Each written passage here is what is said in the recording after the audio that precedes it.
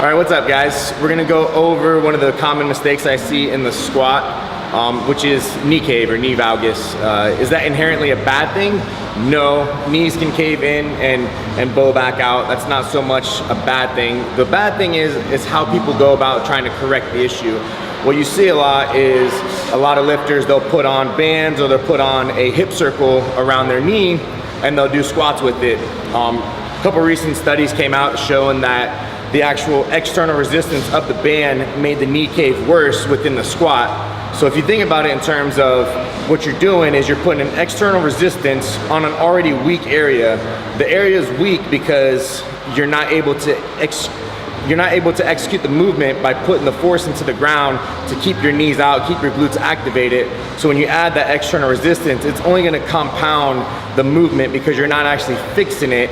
You're not actually activating your glutes by doing it. You're actually creating more of a bend in. So ditch the hip circle, ditch the bands when you learn how to squat. What you wanna focus on are two things. First is gonna be rooting into the ground. So when you root into the ground, if these are your feet here, you're gonna go as wide as you can to create as much surface area as possible into the ground. And then from there, you're gonna have direct pressure with your pinky, big toe, and heel, and then you're just gonna twist into the ground. If you do that correctly, you'll notice as you're twisting into the ground, your hips are gonna come underneath you, glutes are activated. So that's gonna be the first mistake that a lot of people don't do is rooting into the ground, activating your glutes and hips underneath you. The biggest mistake I see is when people hit the hole, they try to go fast out, right? It's like a deadlift. If you see people that are trying to jerk the bar off the ground, they're gonna get out of position. They're not gonna be able to create that same tension and keep that tension. So what you wanna do is when you're rooting into the ground, don't so much try to come out of the hole and accelerate. Don't try to do that. Just naturally let that happen by rooting into the ground, creating a spring and kind of like wedging into the ground the whole time. As you're squatting down, you're thinking about twisting, twisting, twisting.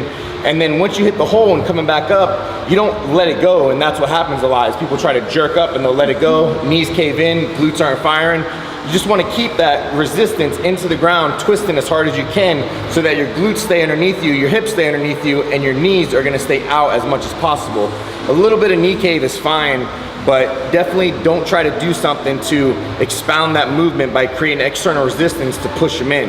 So focus on rooting into the ground, and then the second thing you want to focus on is having that constant tension out of the hole, not trying to over accelerate to move fast, but just naturally allowing that to occur by keeping that tension into the ground. So try those two things out, ditch the hip circle, ditch the bands, and your squat is going to improve.